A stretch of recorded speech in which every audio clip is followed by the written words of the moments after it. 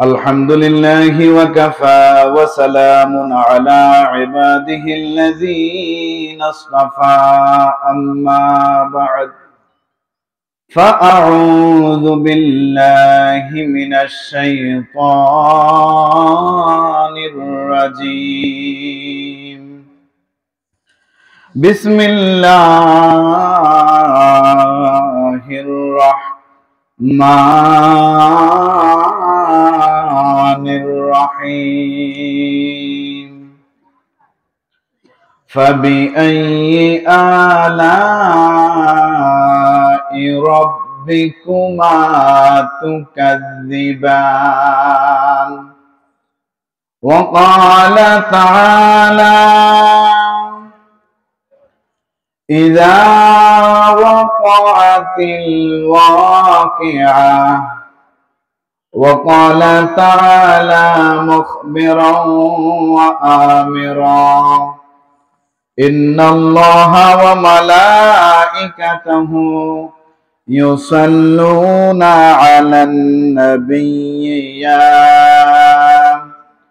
يا أيها الذين آمنوا صلوا عليه وسلموا تسليما صلى الله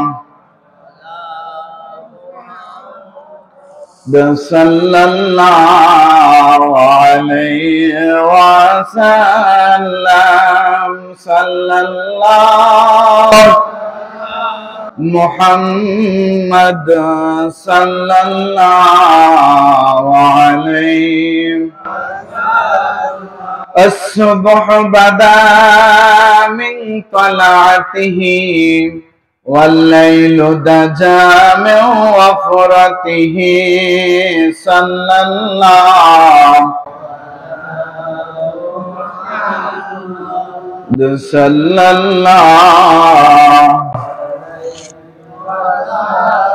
صلى الله على محمد صلى الله عليه وسلم সবাই জোরে সোরে বলুন আলহামদুলিল্লাহ। আল্লাহ রাব্বুল আলামিন আমাদেরকে অত্যন্ত আদর করে, অত্যন্ত মহব্বত করে, অত্যন্ত ভালোবেসে থানারহাট দাখিল মাদ্রাসার মাঠে দিক বিদিক থেকে আমাদেরকে ছুটে আসার যে তৌফিক দান করেছেন, সেই রব্বে কারীমের দরবারে শুকরিয়ার বাণী সমস্বরে বলি আলহামদুলিল্লাহ। আরো শুকরিয়া আদায় করি সাইয়্যিদুল মুরসালিন, ইমামুল মুরসালিন, ইমামুল মুত্তাকিন, খাতামুন নবিয়্যিন, রাহমাতুল লিল আলামিন, শাফিউল মুজনিবিন, আনিসুল গারিবিন, রাহাতিল আশিকিন, মুরাদিল মুশতাকিন, শামসুল আরিফিন, সিরাজুস সালিকিন, সিরাজাম মুনীরা, নবিয়িনা শাফিঈনা ইয়াসিন, তাহা, মুজাম্মিল, মুদ্দাসসির মুহাম্মদ সাল্লাল্লাহু আলাইহি ওয়াসাল্লামের উম্মত করে আমাদেরকে দুনিয়াতে পাঠিয়েছেন, সে আল্লাহর শুকরিয়ার বাণী উচ্চারণ করে বলি আলহামদুলিল্লাহ। সম্মানিত হাজিরিন, সময় খুব অল্প, মাত্র ৪৫ মিনিট। আমি সূরাতুল ওয়াকিয়ার তাফসীর যতটুকু সময় পাই ইনশাআল্লাহ আপনাদের সামনে তুলে ধরব। কারণ আমাদের যে আমরা এখানে আসলাম অধিকাংশ বয়স্ক, অধিকাংশ কি আমার সাথে জবাব দিবেন, আমরা কি অধিকাংশ বয়স্ক মানুষ আসছে। বয়স্ক মানুষের ঘরে বউ নাই? জোরে বলেন না কেন?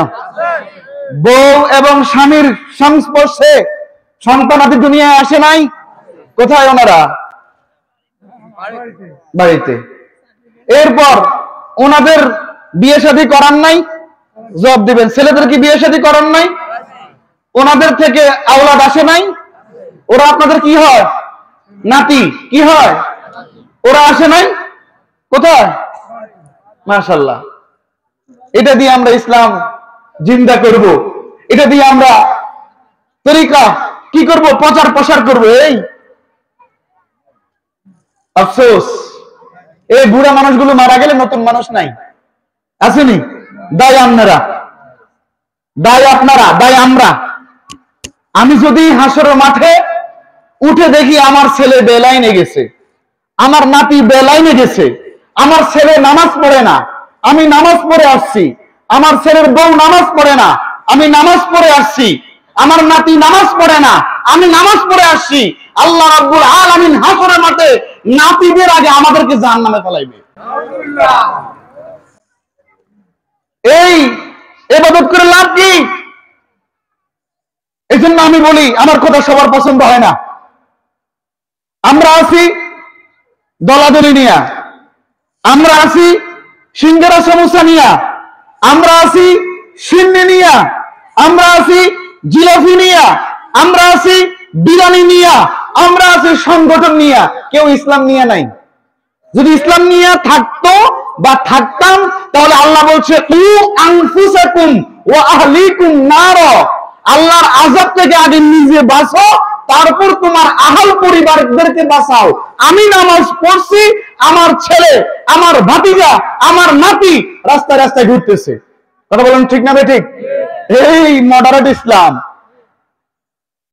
আমেরিকা পশ্চাৎপরে ওরা চায় আমাদেরকে মডারেট বানায় দিতে। আজকে যে লোকগুলো আছেন, আপনারা যদি আপনাদের আওলাদদেরকে যদি নামাজি না বানান, নামাজের তাগিদ যদি না দেন, হাসরের মাঠে ওরা আপনাদের বিরুদ্ধে দাঁড়াবে। এখন যদি আপনি খানা বন্ধ করে দেন, আপনার ছেলে, আপনার নাতি খানা পাইবে? হেনে হেডম থাকলে নামাজের মধ্যে হেডম দেখান না কেন? আমি কি মিথ্যা কথা বললাম? অমূলক কিছু বলছি? আমার বাপ আলহামদুলিল্লাহ সাকসেস, আলহামদুলিল্লাহ করবেন না? আমরা আছি ইনশাল্লাহ। ইনশাল্লাহ ভবিষ্যতে আমাদের আওয়াজ পর্যন্ত আসবে, কানটাই না হলো ইনশাল্লাহ যাহা বুঝছি সেটার মধ্যে রাখবো ইনশাল্লাহ। নিজে নামাজি, আমার পোলা নামাজ পড়ে না, আমি নামাজি, আমার নাতি নামাজ পড়ে না, এরকম মুনাফিক মার্কা মুসলমান হয়ে এই মিষ্টি খেয়ে লাভ কি? কথা কি আমি ভুল কিছু বললাম? আপনারা কি রাগ করতেছেন? বাবা বাবা আমার গভীর মনোযোগ। আমার আল্লাহ রাব্বুল আলামিন বলেন ইযা ওয়াকাতিল ওয়াকিআ, কুরআনুল কারীমের সূরা রহমানের পরে সূরা, এই সূরার নাম সূরাতুল ওয়াকিআ। সূরার নাম কি? এই সূরার নাম সূরা ওয়াকিআ। এই সূরার আমি সংক্ষিপ্ত কয়েকটা কথা বলি। এই সূরার মধ্যে 3টা রুকু আছে। জোরে বলেন কয়টা রুকু? সময় বেশি নেই, মাত্র 45 মিনিট। এখান থেকে শেষ করে চলে যাবো ইনশাআল্লাহ বাড়িতে, চাঁদপুরে। প্রায় 95 কিলোমিটার জার্নি করে আসছে, ইনশাআল্লাহ আবার চলে যাবো। খেয়াল করেন বাবা, গভীর মনোযোগ। এই সূরার মধ্যে 3টা রুকু আছে এবং 96 অথবা 97 অথবা 99টি আয়াত আছে। সর্বসম্মতিক্রমে যদি বলেন হুজুর আপনি কোন কিতাব থেকে তাফসীর করতেছেন, আমি বলবো যদি যেটা দাখিল মাদ্রাসা, অন্ততপক্ষে মাদ্রাসাগুলোতে কিতাব থাকে, তাফসীরে জালালাইনটা খুলেন, যতটুকু পর্যন্ত বলি মূল কিতাব সামনে ধরুন ইনশাআল্লাহ। আমার আল্লাহ রাব্বুল আলামিন আল্লাহর হাবিবের নিকট কোরআন অবতীর্ণ করেছেন। কি অবতীর্ণ করেছেন? এই কোরআনের মধ্যে আল্লাহ রাব্বুল আলামিন সূরা দিয়েছেন 114 খানা সূরা। নাকি সূরা কয়টা? 114টা সূরা আমার আল্লাহ রাব্বুল আলামিন দিয়েছেন এই কোরআনের মধ্যে। এই কোরআন অবতীর্ণের মূল টার্গেট হলো হুদাল লিন্নাস, মানুষের হেদায়েতের জন্য। কার হেদায়েতের জন্য? এই কোরআন আপনি খুলে দেখবেন, এই কোরআনের মধ্যে সব কিছু দেয়া আছে। আমার আল্লাহ বলেন মা ফাররাতনা ফিল কিতাবি মিন শাই, আমি কোরআনের মধ্যে কোনো কিছুই বাদ দেই নাই। আল্লাহু আকবার বলেন। আমার নবী কতটুকু জ্ঞানী! আমার আল্লাহ বলেন আল্লামাল কুরআন, আল্লাহ রাব্বুল আলামিন তার বান্দাকে কোরআনুল কারীম শিক্ষা দিয়েছেন। আর আল্লাহ অন্য আয়াতে বলেন মা ফাররাতনা ফিল কিতাবি মিন শাই, আমি কোরআনের মধ্যে কোনো কিছুই বাদ দেই না। আমার আল্লাহ রাব্বুল আলামিন আল্লাহর ইচ্ছা অনুযায়ী যতটুকু জ্ঞান আল্লাহ রাসূলের মধ্যে দেয়া দরকার আল্লাহ ততটুকু দিয়ে দিয়েছেন। সুবহানাল্লাহ বলবেন না? ও দুনিয়ার মানুষ, তোমরা আমার নবীকে নিয়ে ফিতনার মধ্যে পড়ে যাচ্ছ, পড়ে যাবে। তাই আল্লাহ রাব্বুল আলামিন বলে দিলেন, ওয়াতাসিমু বিহাবলিল্লাহি জামিআন ওয়া লা তাফাররাকু। আমার আল্লাহর বয়ান ইলা আখিরিল আয়া, তোমরা আল্লাহর রজ্জুকে শক্ত করে আঁকড়ে ধারণ করো, পরস্পর বিচ্ছিন্ন আলাদা হয়ে যেও না। এটা কার কথা? আল্লাহর কথা। এখন আমরা আলাদা হয়েছে কি হয় নাই? অন্যদের কথা বাদ, নিজের ঘরের মধ্যেই তো আলাদা। কথা বলেন না কেন? আহা, যেইখানে হিংসা বিদ্বেষ করা যাবে না। আমরা কথা বলি বাবা হিংসা কইরো না, কিন্তু আমাদের ভিতর হিংসা। ঠিক না বেঠিক?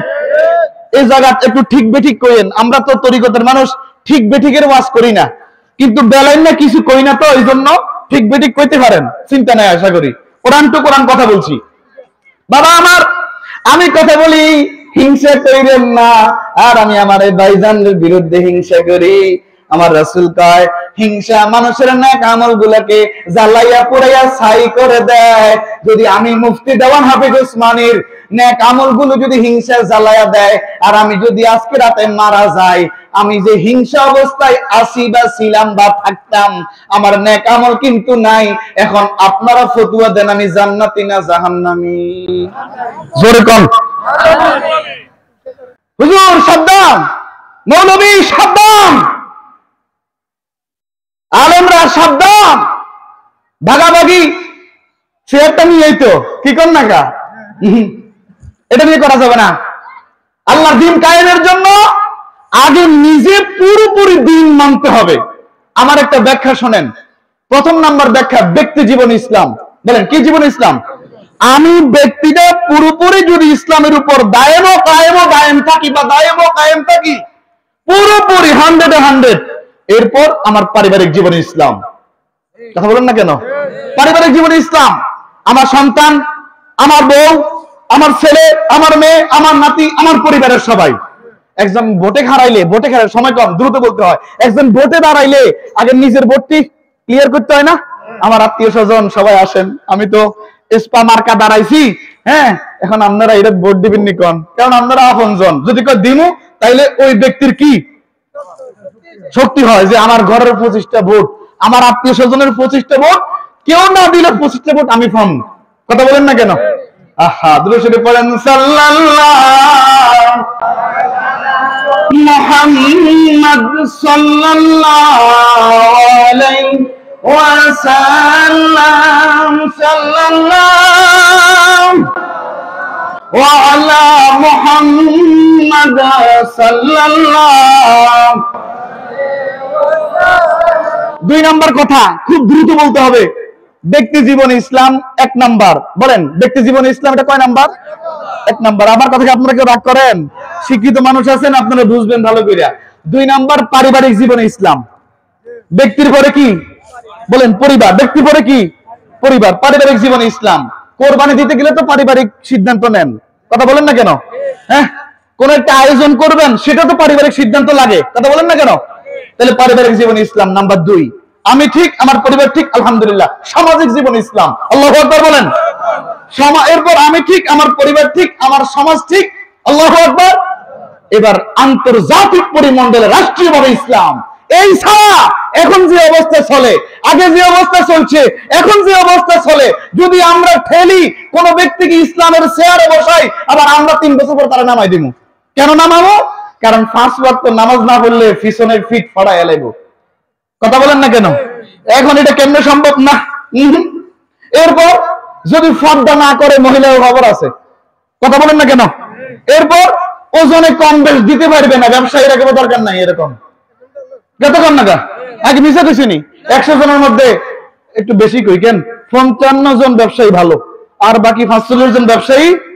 ফল দোকানে গেলে দেখবেন কত বড় রস খাওয়া যায়। কতক্ষণ না এইভাবে এই শর্ট একটা কথা বলে দিলাম। এই জন্য আগে নিজেকে ঠিক করতে হবে। এই মাহফিল গুলো কেন? আগে নিজেদেরকে নিজেরা পরিশুদ্ধ করবেন, এরপর প্রয়োজন হইলে সময় সুযোগ মতো আপনার পরিবার ঠিক আছে, এরপর আপনার সমাজ ঠিক আছে, এরপর আপনারা সবাই মিলে কোথায় চলে গেলেন? আন্তর্জাতিক পরিমণ্ডল, রাষ্ট্রীয় পরিমণ্ডল ইসলাম। এছাড়া যত কিছুই করেন খবর হবে না, ভালো হবে না। মানে এটা আমার আমার ধমক না, আল্লাহ মাফ করুক।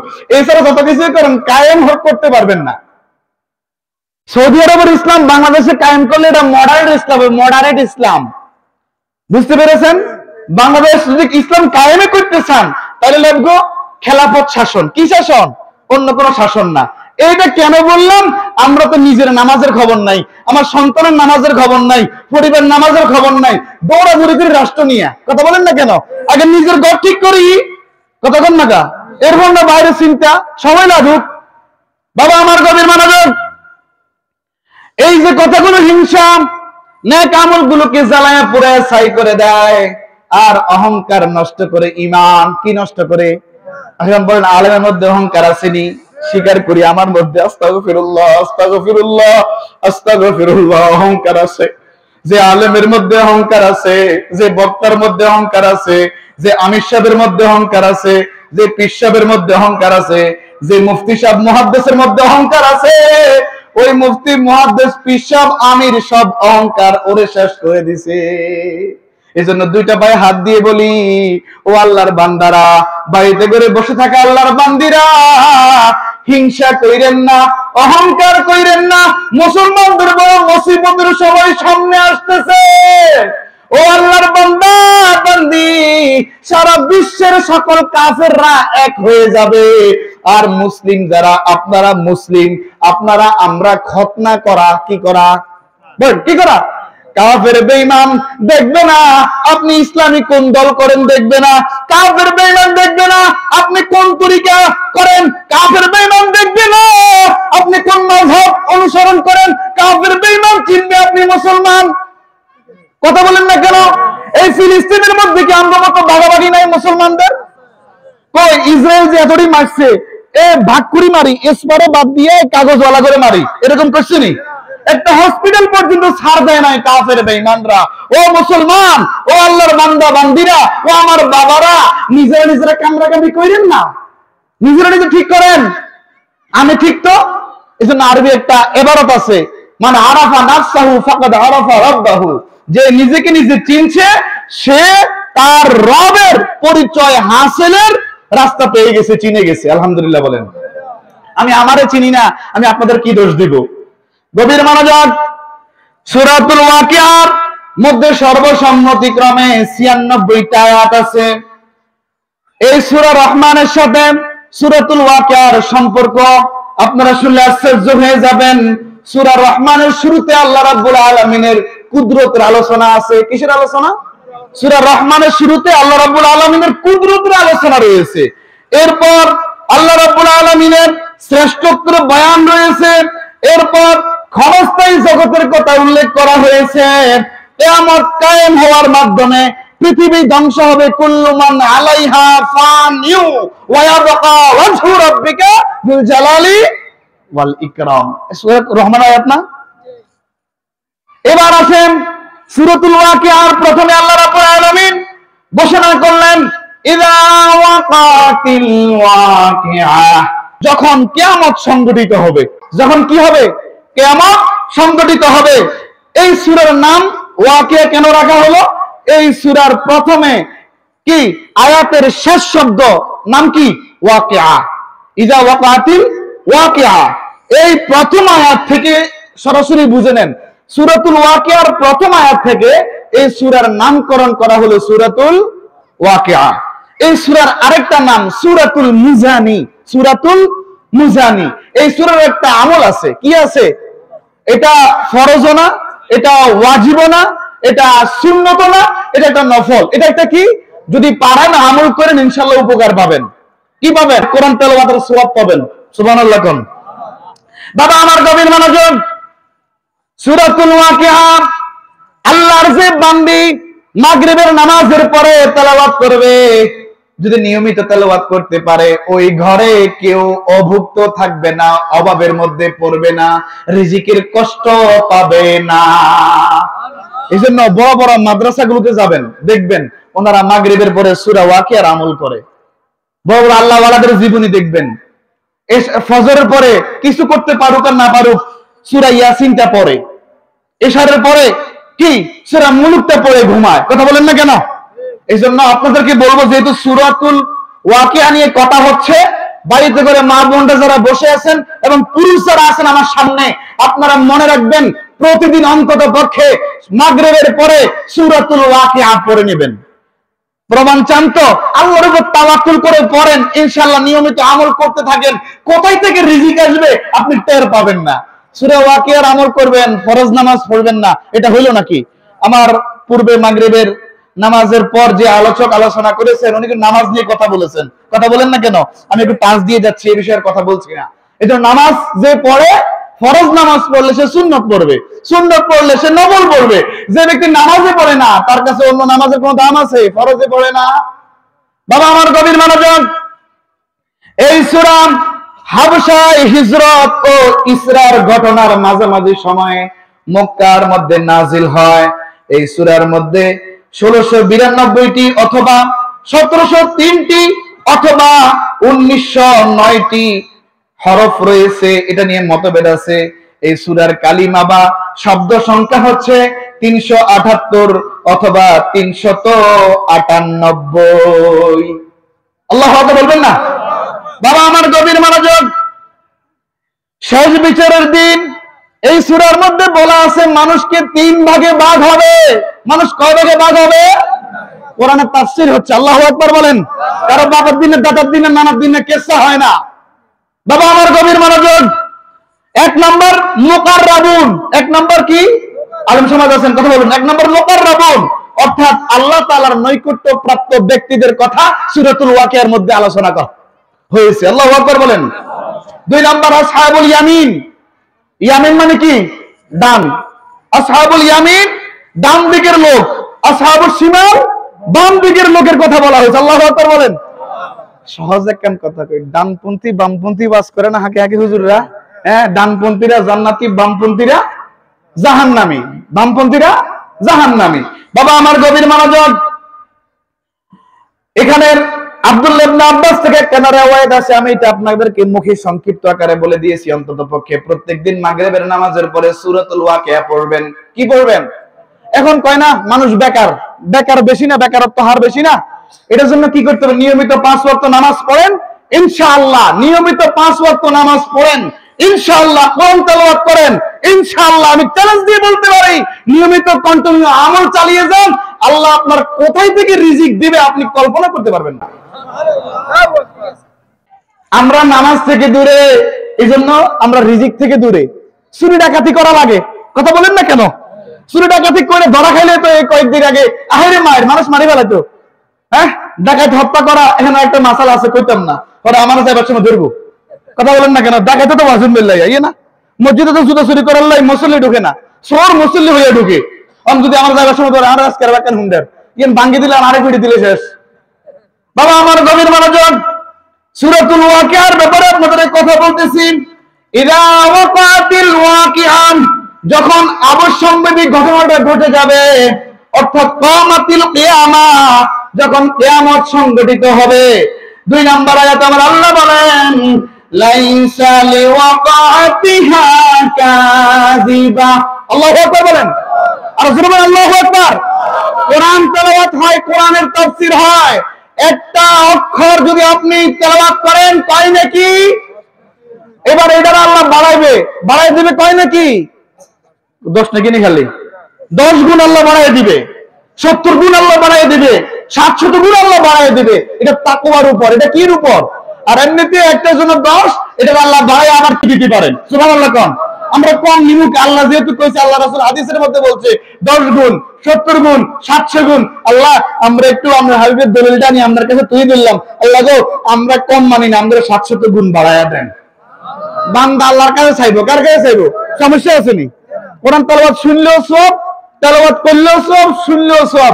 এজন্য মাঝে মাঝে লাড়া ছাড়া দিবেন। কথা বলেন না কেন? সময় বেশি নাই। কিয়ামাতুল কিয়ামা, এটা তাফসীর ওলামায়ে তাফসীর, অর্থাৎ যখন কিয়ামত সংঘটিত হবে।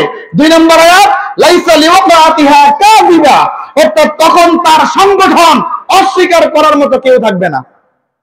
সহজ কথা, বাবা আমার গভীর মনোযোগ, নাফসুন তুকাযযিবু বিআন তুনফিয়াহা কামা নাফাতহা ফিদ দুনিয়া, অর্থাৎ তাকে অস্বীকার করার মতো কোন মানুষ বা কোন প্রাণী থাকবে না যেভাবে বর্তমান হিন্দুরা, বৌদ্ধরা, খ্রিস্টানরা বলে পরকাল বলতে কিছু নাই। বিশেষ করে হিন্দু সম্প্রদায়ের ওনারা বলে যে হাসর মাঠ কায়েম হবে, এটা মিশা। আল্লাহ আমরা ধরবে কেমন, আমরা জ্বালাই পুরাই এলাই। এটা যুক্তিটা আছে না? হাসা না মিশা? বাবা আমার গভীর মনোযোগ, আল্লাহ বলেন যখন কিয়ামত সংগঠিত হয়ে যাবে, দুনিয়াতে যারা অস্বীকার করতে বলতো কিয়ামত বলতে কিছু নাই, ধ্বংস বলতে কিছু নাই, হাসর বলতে কিছু নাই, ফুলসিরাত বলতে কিছু নাই, স্বর্গ নরক এগুলো তো সবকিছু দুনিয়ার মধ্যে পাওয়া যায়, এগুলো যারা বলতো দুনিয়াতে, এটা কিয়ামত যখন ঘটবে তখন বলার মতো কেউ থাকবে না। 3 নম্বরে আমার আল্লাহ বলেন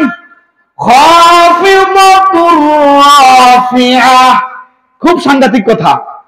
এখানে অনেকজন আছে, যেমন কেউ প্রিন্সিপাল, ওনার সম্মান এক জায়গায়, এরপর আছে প্রভাষক, ওনার সম্মান প্রিন্সিপাল থেকে আরেকটু নিচে, এরপর আছে সহকারী, ওনার সম্মান প্রভাষক থেকে আরো নিচু, এরপর আছে যারা ফিয়ন, ওনারা, তাহলে ওনারা সহকারী থেকে আরো নিচু। হাসের মাঠে এরকম একটা ঘটনা ঘটবে। আল্লাহু আকবার বলেন। আমার আল্লাহ বলে অনেককে করা হবে নিচু, অনেককে করা হবে উঁচু। কথা মানে বুঝেন না? জোরে বলেন সুবহানাল্লাহ। অনেককে করা হবে নিচু, অনেককে করা হবে উঁচু। এরপর আমার আল্লাহ বলেন, এখানে আরেকটা কথা আছে, আমরা বলা লাগে, হিয়া মুজহিরাতুন লিখাফদি আকওয়ামিন বিদুখুলিহিমুন নার ওয়া লিরাফি আখিরিনা বিদুখুলিহিমুল জান্নাহ। অর্থাৎ এখানে সম্প্রদায়ের মধ্যে কিছু মানুষ আছে, এদেরকে আল্লাহ রাব্বুল আলামিন নিচু করবেন, অর্থাৎ তারা জাহান্নামীদেরকে নিচু করবেন। জাহান্নাম যারা, জাহান্নামী যারা, এরা তো এমনি নিচু। আল্লাহু আকবার বলেন। এদের কোনো কি কথাবার্তা নাই। তবে হ্যাঁ, এখানে আরেকটা কথা বলা লাগে, নাহলে পরের বক্তাই খোঁচা মারবে। কোন মুসলমান চিরস্থায়ী জাহান্নামী না। বলেন, কোন মুসলমান চিরস্থায়ী জাহান্নামী না। এখন বলেন যে হুজুর নামাজ পড়ে না, রোজা রাখে না, হজ করে না, যাকাত দেয় না, জানা করে, লুচ্ছামি করে, বদমাশি করে, এডি পয়েন্ট খেয়াল করেন। সে নামাজ পড়ে না, কিন্তু নামাজকে অস্বীকার করে না। শিক্ষিত মানুষ, সে নামাজ পড়ে না ঠিক, গুনাহগার, গুনাহ হবে, গুনাহ হচ্ছে, কিন্তু নামাজ বলতে কিচ্ছু নাই। নামাজ কি হুকুম নাকি? নাউজুবিল্লাহ, এটা বলে না। এটা বললে কাফের হয়ে যাবে। নামাজকে, নামাজ আল্লাহর হুকুম, এটা অস্বীকার করলে কি হবে? আর যদি নামাজ না পড়ে সে কি হবে? গুনাহগার। কি হবে? শব্দ বুঝছেন? আমরা হুজুররা ওই দিন বহুত আগে এক হুজুর বলছে যে একবার জাহান্নামে ঢুকছে, চিরস্থায়ী জাহান্নামী। মাঝখান দিয়ে বড় বড় আলেমগুলো লগে আসিল, এক ফিতনার মধ্যে, বিপদের মধ্যে পড়ি, এরপর আসি আবার বলে হ্যাঁ আমার আগের কথা উদ্ধ করলাম, হ্যাঁ মুসলমান যারা যারা ঈমান আনছে কিন্তু গুনাহগার, ওনারা জাহান্নামে প্রবেশ করলেও আল্লাহ এদেরকে পিউরিফাই করে আবার এনে জান্নাতে ঢুকাইয়ে দিবেন। কথাকে বুঝতে পেরেছেন? এজন্য হোশ ঠিক করে কথা বলতে হবে। এজন্য একজন মুরব্বী লাগবে। আলহামদুলিল্লাহ বলেন। আমার খুব ভাগ্য ভালো, আমার একজন মুরব্বী আছে। আলহামদুলিল্লাহ বলেন। মোটামুটি কিভাবে কি করা লাগে না করা লাগে একটু দিক নির্দেশনা দিলে, যেহেতু আমরা ড্রাইভার মানুষ, হ্যাঁ আমরা কি ড্রাইভার মানুষ, দিন ইসলামের ড্রাইভার, যেহেতু আমরা যেভাবে যেহেতু চালাবার লাগবে, ডাইনে গেছি সাবাই সাবাই চালাইও যে ইনশাআল্লাহ, মাঝখানে ঠিক রেখে চালাইও যে ইনশাআল্লাহ। কথা বলেন না কেন? এই জন্য মোটামুটি ড্রাইভিংটা জানতে হবে ভালোভাবে, আর ওস্তাদ রাখতে হবে। ড্রাইভাররা ওস্তাদের যে সম্মান দেয়, আমরা আমাকে ওস্তাদের এরকম সম্মান দেয়নি। আহারে মায়ের হুজুর রে ওস্তাদের, কথা বলেন না কেন? এই জন্য ওস্তাদরা সাবধান থাকতে হবে। কি থাকতে হবে? সাবধান, যেন কোনো ভুল ভ্রান্তি না হয়। আমার যারা শারগেদ, ওরা যেন আমার থেকে সঠিকটা গ্রহণ করতে পারে। আল্লাহু আকবার। বাবা আমার গভীর মনোযোগ, সম্প্রদায়ের একটা দলকে আল্লাহ রাব্বুল আলামিন জাহান্নামে দিবেন, ওরা নিচু হবে। সম্প্রদায়ের আরেকটা গ্রুপকে আল্লাহ রাব্বুল আলামিন জান্নাতে দিবেন, আমি আমার ভাষায় অর্থটা করতেছি, তারা হবে উঁচু মর্যাদাবান। আল্লাহু আকবার। বাবা আমার গভীর মনোযোগ, সাল্লাল্লাহু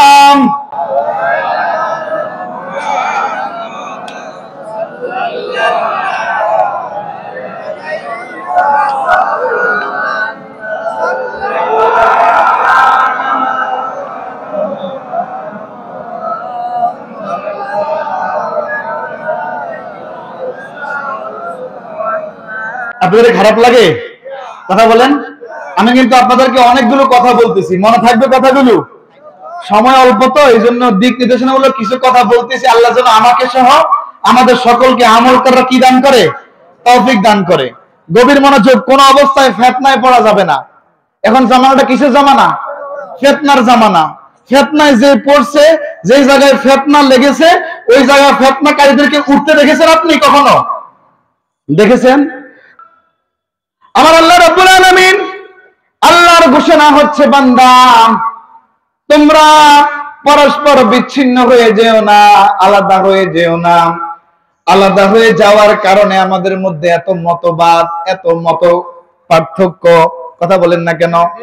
এই মতবাদ, মত পার্থক্য গুলো যদি আমি আপনি বাদ দিতে না পারি, তাহলে আমার আপনার জন্য জীবনে এত বেশি দুঃখ আছে। কারণ আমাদের ইবাদতের মধ্যে সন্দেহ। কি এই যে উনি কিভাবে নামাজ পড়ে, হ্যাঁ আমার নামাজটা কারটা সঠিক কে জানে, কথা বলেন না কেন? সন্দেহ ঢুকে গেছে ইবাদতে। কি ঢুকছে? ইবাদতে সন্দেহ ঢুকলে ইবাদতটা কবুল হয়? কথা বলেন, কবুল হয় না। হাদিস শরীফের মধ্যে, হাদিসে জিবরিলের মধ্যে বলা আছে, আনতা বুদাল্লাহা কাআন্নাকা তারাহু ফাইন লাম তাকুন তারাহু ফাইন্নাহু ইয়ারাক। তুমি এমন ভাবে আল্লাহ রাব্বুল আলামিনের ইবাদত করবে, আল্লাহ রাব্বুল আলামিনের হুকুম আহকাম গুলো এমন ভাবে পালন করবে, এমন ভাবে মানবে যেন প্রথম কথা আল্লাহকে দেখতেছো। তুমি এমন ভাবে ইবাদত বন্দেগী করবা যেন তোমার ধারণা, তোমার টার্গেট, তুমি কাকে দেখতেছো। যদি এই ধারণা করতে না পারো, তাহলে এই ধারণা করো তোমার আল্লাহ তোমাকে দেখতেছেন। সহজ একটা উদাহরণ দেই। আমার ওস্তাদ, আমার শায়েখ, আমার অফিসের বস যদি আমার সামনে থাকতো, কথা বলেন না কেন, তাইলে আমি কি কাজে ফাঁকি দিতাম? বলেন, কাজে ফাঁকি দিতাম না। আমার টার্গেট আমার কথা না শুনে আমি ওস্তাদ হওয়ার পর এখন এই ওস্তাদগিরির দাম আছে? খেয়াল করেন। তাইলে খেয়াল করেন, যে প্রকৃত বস বা ওস্তাদ, তার টার্গেট কখনো তার সামনে সময় নষ্ট করে না, দুষ্টামি করে না। আপনি যদি আপনার আল্লাহকে দেখেন, আপনার নামাজের মধ্যে মশা কামড়ালে আর মনে হবে? কথা বলেন না কেন? আমরা নামাজের মধ্যে দাড়ি ঠিক করি, আমরা নামাজের মধ্যে গাল খাই যাই, কথা বলেন না কেন? আমরা নামাজের মধ্যে আমাদের অঙ্গ প্রত্যঙ্গরে একটা মাসালা। নামাজের মধ্যে তিনবার, সর্বোচ্চ কয়বার? এই এই এই তিনবারে বেশি হইলে এটা কি হবে? আমলে কাসির। এটা কি হবে? আমার এখান থেকে খেয়াল গেছে কোথায়? নামাজ থেকে খেয়াল গেছে কোথায়? নামাজ থেকে খেয়াল গেছে কোথায়? এই হাতের দিকে। এখন চিন্তা হইব, রক্ত বাইরে হয়েছে না হয়েছে, এটা কি ফোকা ঢুকছে না অন্য কিছু? আল্লাহর মধ্যে আমার খেয়ালটা আছে। আমি নামাজ পড়তে দাঁড়াইছি আল্লাহর সামনে, আল্লাহকে হাজির নাজির জেনে। কাকে? রাসূলুল্লাহ সাল্লাল্লাহু আলাইহি ওয়াসাল্লাম কেও না, কোন শায়েখকে, ওস্তাদকে, পীরকে আল্লাহর মতো হাজির নাজির মানা যাবে না। কথাকে বুঝতে পেরেছেন? আমরা তো হুজগে বাঙালি। একমাত্র সর্বত্র সর্ব জায়গায় আমার আল্লাহ সুবহানাহু ওয়া তাআলা কি? হাজির ও নাজির। আল্লাহু আকবার বলেন। বাবা আমার গভীর মনোযোগ। তবে হ্যাঁ, অনেক আল্লাহ ওয়ালারা, বুজুর্গরা, সাহাবায়ে কেরামরা রাসূলুল্লাহ সাল্লাল্লাহু আলাইহি ওয়াসাল্লামের জিয়ারত বিভিন্ন অবস্থায় পেয়েছেন। আল্লাহু আকবার বলবেন না? যারা জালালউদ্দিন সুয়ুতিকে চিনে, কাকে? জালালউদ্দিন সুয়ুতি রাহমাতুল্লাহ আলাইহি যারা চিনেন, আপনারা অবশ্যই জানেন যে জালালউদ্দিন সুয়ুতি রাহমাতুল্লাহ আলাইহি কতবার দেখছে রাসূলুল্লাহকে? 70 থেকে 75 বার রাসূলুল্লাহ সাল্লাল্লাহু আলাইহি ওয়াসাল্লামের জিয়ারত হয়েছে। আল্লাহু আকবার বলেন। তাফসীরে দুররে মানসুর যিনি লিখেছেন, তাফসীর জালালাইন যিনি অর্ধেক লিখেছেন, আল্লাহু আকবার বলেন। এরপর কাসেম নানাতুবি সাহেব রহমাতুল্লাহ আলাইহি, দেওবন্দের বহু বড় এক মুরব্বী। কে? কাসেম নানাতুবি সাহেব রহমাতুল্লাহ আলাইহি। আজকে যে দেওবন্দ মাদ্রাসা, এই দেওবন্দ মাদ্রাসা রাসূলুল্লাহ সাল্লাল্লাহু আলাইহি ওয়াসাল্লাম এই কাসেম নানাতুবি স্বপ্ন দেখছে দেওবন্দ মাদ্রাসার যে নকশা, এটা রাসূলুল্লাহ সাল্লাল্লাহু আলাইহি ওয়াসাল্লাম হাতে ছিল লাঠি মোবারক, লাঠি মোবারক দিয়ে বলে, এই কাসেম, ডাক দিয়ে গেলাম, এখানে একটা মাদ্রাসা করো। আজকের দেওবন্দ মাদ্রাসা যে নকশাটা, এটা হুজুর আকরাম সাল্লাল্লাহু আলাইহি ওয়াসাল্লাম স্বপ্নের মাধ্যমে কাসেম নানাতুবি রাহমাতুল্লাহ আলাইহিকে বলেছেন। কাসেম নানাতুবি রাহমাতুল্লাহ আলাইহি ঘুম থেকে জাগ্রত হয়ে দৌড়ে যায় দেখলেন রাতের বেলা স্বপ্নে রাসূল আকরাম সাল্লাল্লাহু আলাইহি ওয়াসাল্লাম যেভাবে লাঠি দিয়ে হাত দিয়ে দাগ দিয়েছেন, সেই দাগটা রয়ে গেছে। আল্লাহু আকবার বলেন না, আর আল্লাহু আকবার। এটা আমার আল্লাহ রাব্বুল আলামিনের হুকুমে হয়েছে। আল্লাহু আকবার বলেন। নবীদের বেলায় তখন কি হয় এটা বলা যায়? মেরাজের ঘটনা, নবীদেরকে সবাইকে তাদের রওজাতে দুনিয়াতে তো শুয়াইছেন, কথা বলেন না কেন? কিন্তু ওনাদেরকে আল্লাহ রাসূল মেরাজে যায় বিভিন্ন আসমানের মধ্যে দেখছেন, কথা বলেন না? কথা বলেন, আরাম করে কথা বলেন। মেরাজে গিয়ে আল্লাহর রাসূল সাল্লাল্লাহু আলাইহি ওয়াসাল্লাম অনেক নবীদের সাথে সাক্ষাৎ করছে না? তো ওনারা তো দুনিয়া থাকার কথা, আবার ওনাদের রওজাতে থাকার কথা, রওজাতে। তো ওনারা আসমানে গেলে কিভাবে? আল্লাহর হুকুমে। আল্লাহু আকবার বলেন। তাই আল্লাহ রাসূল সাল্লাল্লাহু আলাইহি ওয়াসাল্লাম, বুখারী হাদিস, মান রাআনি ফিল মানামি ফাকাদ রাআল হক, অর্থাৎ যে রাসূলুল্লাহ সাল্লাল্লাহু আলাইহি ওয়াসাল্লাম যে ঘুমন্ত অবস্থায় স্বপ্নে দেখলো সে সত্যিই দেখলো। অন্য হাদিসে আছে রাসূলুল্লাহ সাল্লাল্লাহু আলাইহি ওয়াসাল্লামের সূরত শয়তান ধারণ করতে পারে না। তো রাসূল আর আমি কেমনে এক হইলাম? কথা কন না কা? আমার সূরত শয়তান অল টাইম ধইরা আপনারা ধোঁকা দিবে। কি দিবে? একটা হাদিস আছে, যারা আলেম সমাজ আছেন আপনারা তো, আমরা খালি আপনাদের কথা বলবো না, আমরা আলেমরা গবেষণা কমাই দিছি। কি কমাই দিছি?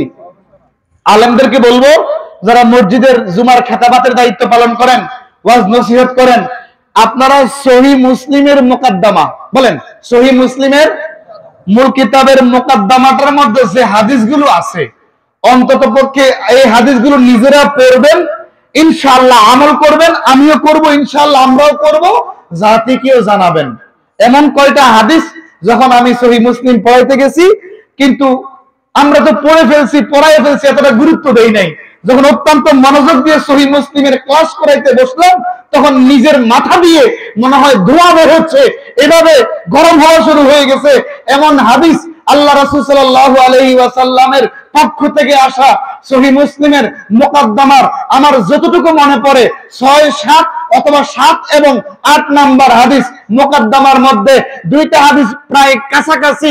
রাসূল আকরাম সাল্লাল্লাহু আলাইহি ওয়াসাল্লাম বলছেন, এমন জামানা আসবে, অর্থাৎ শেষ জামানায়, বলেন কোন জামানায়?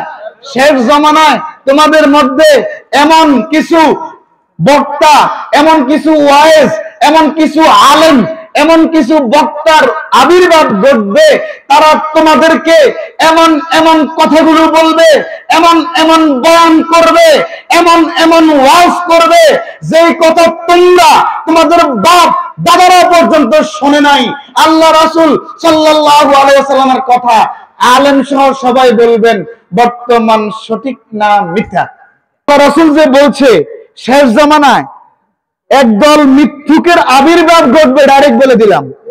ওরা হবে বক্তা, ওয়াইজ, আলোচক। এখন বলেন, আমি কইলে তো বহুত কইতে পারি, কিন্তু আমার আস্থা জবাল্লাই দিবেন না। আমার চাইতে আপনারা বেশি ইন্টারনেট চালান না? কথা বলেন না কেন? জবাব দেন। আমার থেকে আপনারা বেশি চালান, আমরা তো কিতাবাদিলে বই থাই। কিছু কিছু কথা যদি আমি বলি, কবেন যে হুজুর ব্যক্তি মেনশন করে কথা বলে, এটা বলার দরকার। রাসূলের সরাসরি হাদিসটা কই দিলাম। আমরা এখন যখন ওয়াজের সালান শেষ হয়ে যায়, কি হয়ে যায়?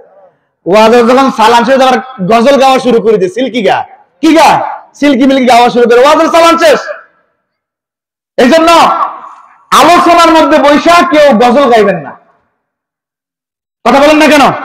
আলোচনার মধ্যে বৈশা গজল গাওয়া, এটা এখন কি বলছে, গজল তো গাইছে রাসূলের এক সাহাবী, আপনি বাধা দেন কেন? এটা আলোচনার মধ্যে গায় না। গজলের আলাদা ফ্যান্ডেল, আলাদা মিম্বর রাসূলুল্লাহ সাল্লাল্লাহু আলাইহি ওয়াসাল্লাম রাসূলের সাহাবীরে দিয়েছে। সুবহানাল্লাহ বলেন। এটা কেন?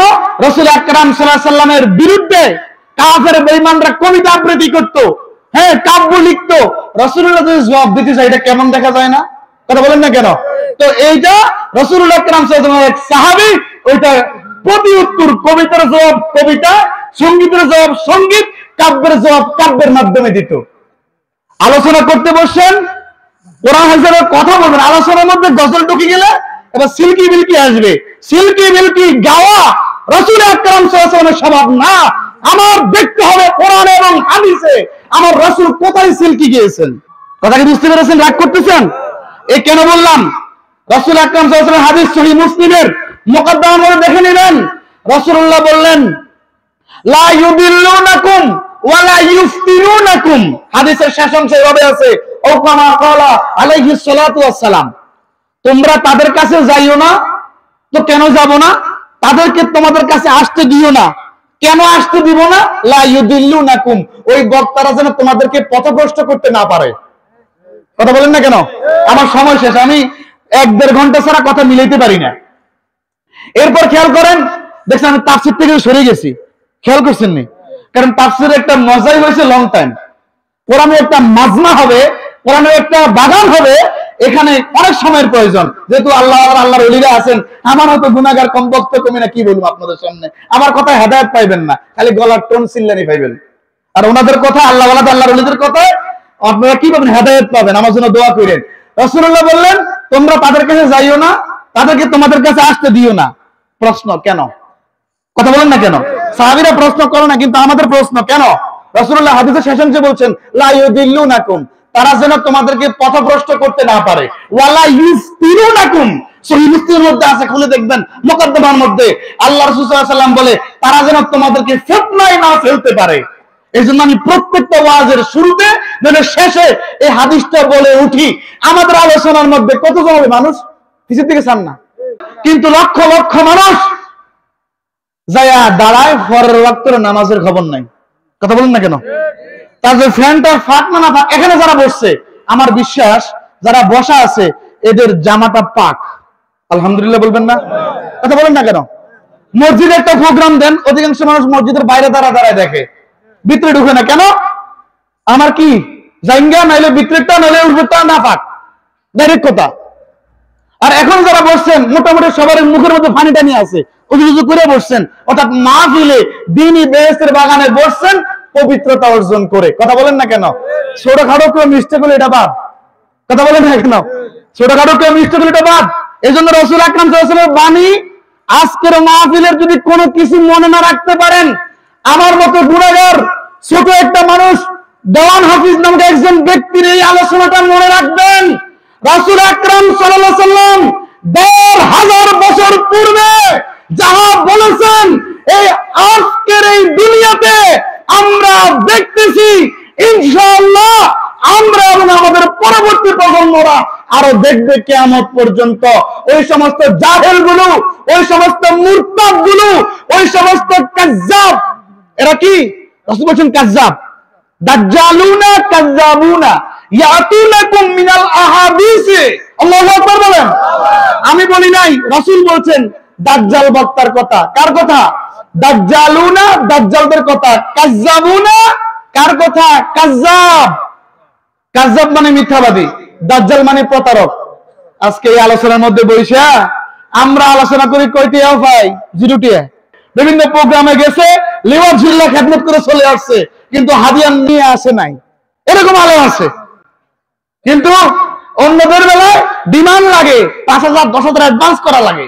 তাও যদি না হয়, একটা সংগঠন তৈরি হবে, সংগঠন এলাকা থেকে, যে আমরা হুজুরকে আনবো, কত টাকা লাগুক, ৬০ ৬৫ অথবা এক ব্যক্তি দাঁড়ায় যাবে। হ্যাঁ, ওই বক্তা যদি এই হাদিস কেন কয়, আমার আলেমরা আছেন, খেয়াল করতেছেন, এই বক্তা যদি সহিহ মুসলিমের মুকদ্দমা থেকে ৭ অথবা ৮ নম্বর হাদিসটা বলে, নিজের ওয়াজগিরি শেষ।